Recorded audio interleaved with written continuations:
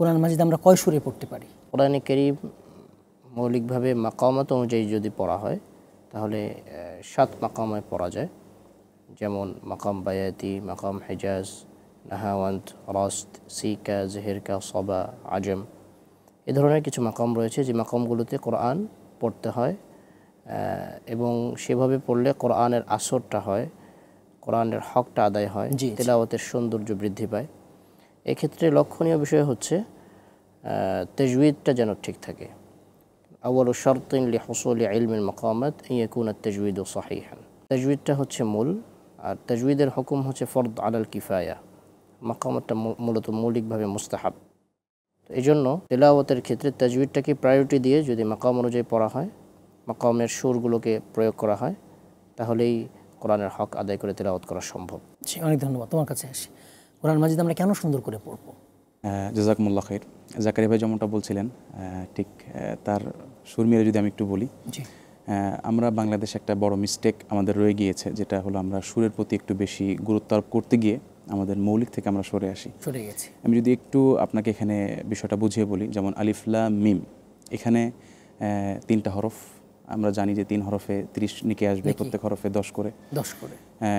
তবে যদি কোনো কারি অথবা যে তিলাওয়াত করবেন সে যদি অশুদ্ধ পড়ে বেশি সুর দিয়ে পড়ে, এখানে 2টা ক্যাটাগরি থাকতে পারে। একটা হলো সুর বেশি অশুদ্ধ, আর একটা হলো সুর নেই কিন্তু শুদ্ধ।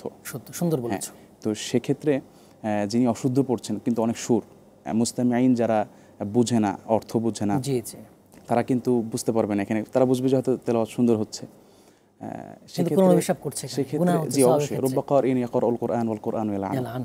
হ্যাঁ, তো সেক্ষেত্রে মুস্তামিঈন বুঝতে পারছে না, কিন্তু যিনি কারি তিনি যদি সুর না দিয়ে সেখানে শুদ্ধভাবে পড়তেন তাহলে তার কিন্তু নেকি ঠিকই থাকতো, পাশাপাশি অর্থের পরিবর্তন হতো না। তবে সুরের যে বিষয়টা এটাও গুরুত্বপূর্ণ কম না। যেমন হাদিসে এসেছে যাইয়িনুল কুরআন বি আসওয়াতিকুম ইয়াকরাউল কুরআন বিলুহুনিল আরব। সেই ক্ষেত্রে আমরা প্রথমত আমাদের গুরুত্বপূর্ণ যে বিষয়টা শুদ্ধতা, তাজউইদের দিকে গুরুত্ব রাখবো। পরবর্তী সময় আমরা এই সুরগুলো নিয়ে বলেছেন যেহেতু ভাই যে এটা মুস্তাহাব, অবশ্যই মুস্তাহাব, এটা ফরজের উপরে আগে আমরা গুরুত্ব আরোপ করি, পরে ইনশাআল্লাহ মুস্তাহাবে যেতে পারবো, কারণ আমাদের ইবাদত জড়িতের মধ্যে বেশক শুদ্ধতার সাথে। জি। আর কেন শিখবো সেটা যদি একটু বলি, তাহলে এখানে বড় একটা বিষয় রয়ে যায় যে আমি আল্লাহ পাকের জন্য শিখবো নাকি এখন বর্তমান এটা যেহেতু একটা শিল্প, আমি ইলমুল মাকামাতকে এটা ইলম বলতে পারি না এই কারণে যে এটা আসলে একটা শিল্প। এটার মধ্যে তেমন কোনো বিদ্যা লুকিয়ে নেই, যেটা মনে করেন তাফসিরের ব্যাপারে বা রিওয়ায়াতের ব্যাপারে যে ইলমান একটা কিতাবাদির পড়াশোনা আছে, এই সুরের ব্যাপারে কিন্তু তেমন কোনো ইলমান জড়িত নেই। এটা একটা শিল্প বলতে পারি আমরা। যেমন যে ব্যক্তি গান শিখছে সে তো বিদ্যা শিখছে না, মানে সে গানের কথাগুলোর সাথে সে সুরটা জাস্ট মিলিয়ে যাচ্ছে। কোরআনের ব্যাপারে মনে করেন কোরআনের যে তাফসিরটা সেখানে অনেক লেখাপড়া আছে, কোরআন থেকে যে ফিক নির্গত হয় সেখানে লেখাপড়া আছে। তবে সুরের ক্ষেত্রে আমরা জাস্ট প্র্যাকটিস করি। তো এটা এই শিল্পটা বেশি প্র্যাকটিস করার কারণে অনেক সময় আল্লাহ পাকের দিকে রুজু না হয়ে অনেক সময় মানুষকে দেখানোর ক্ষেত্রে রিয়া ও নাস হয়ে যেতে পারে। তো সেখান থেকে আমাদেরকে বেঁচে থাকতে হবে। জি, সুন্দর বলেছো। জাকিরা, তোমার কাছে আসি, যে লোক দেখানো তেলাওয়াতের কথা বলছিলে, ব্যাপারটা একটু কৃত্রিম সুর গান এর সাথে মিল রেখে গানের মতো করে তেলাওয়াত করা তো সম্পূর্ণ হারাম। এখানে কোনো ফতোয়ার কোনো এটা খুব স্পষ্ট বিষয়, তাল লয় বিষয়গুলো। হ্যাঁ জি। আর মানুষকে দেখানোর জন্য কোরআন পড়া তো মোটেই ইবাদতের পরিপন্থী হবে, কোনোভাবেই উচিত নয়। সেই ক্ষেত্রে অবশ্যই ইখলাসের সাথে কোরআনকে পড়তে হবে এবং সবগুলো ইবাদতই কোরআন তেলাওয়াত সহ কোরআন বিশুদ্ধ উচ্চারণে পড়া এটা কিন্তু ফরজ অবশ্যই। কারণ আমরা দেখি আমাদের অনেক মুরব্বীগণ নামাজ পড়ছেন এবং ঘরে মহিলারা নামাজ পড়ছেন, 80 বছর 90 বছর যাবৎ নামাজ পড়ছেন, কিন্তু নামাজ হচ্ছে না। মূল কারণ হচ্ছে নামাজ অশুদ্ধ হওয়ার 1 নম্বর কারণ হচ্ছে কোরআন অশুদ্ধ পড়া। কোরআন যদি বিশুদ্ধ না হয় তাহলে নামাজ হবে না।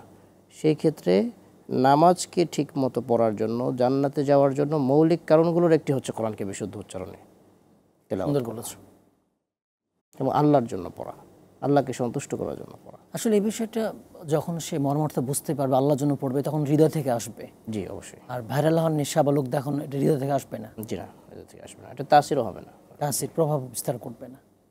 যেমনটা আমরা ক্ষেত্রে যদি আমি একটু বলি, মানে যেহেতু মিশরে দীর্ঘদিন থাকা হয়েছে আলহামদুলিল্লাহ, সেখানে দেখছি এই তিলাওয়াতের মাকামাত যে বিষয়টা, সুর নিয়ে তার প্র্যাকটিসটা কিন্তু আমাদের বাংলাদেশি মানুষ যেভাবে করি আমরা ওরকম মানে ব্যাপক পরিসরে করে না।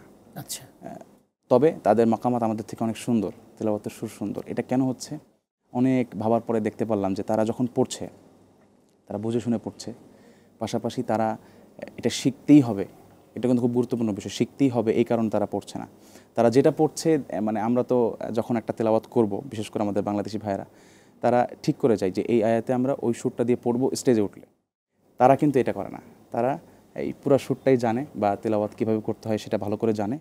স্টেজে ওঠার পরে আল্লাহ পাক তাদের মুখ থেকে যেভাবে বের করছেন সেভাবে হচ্ছে।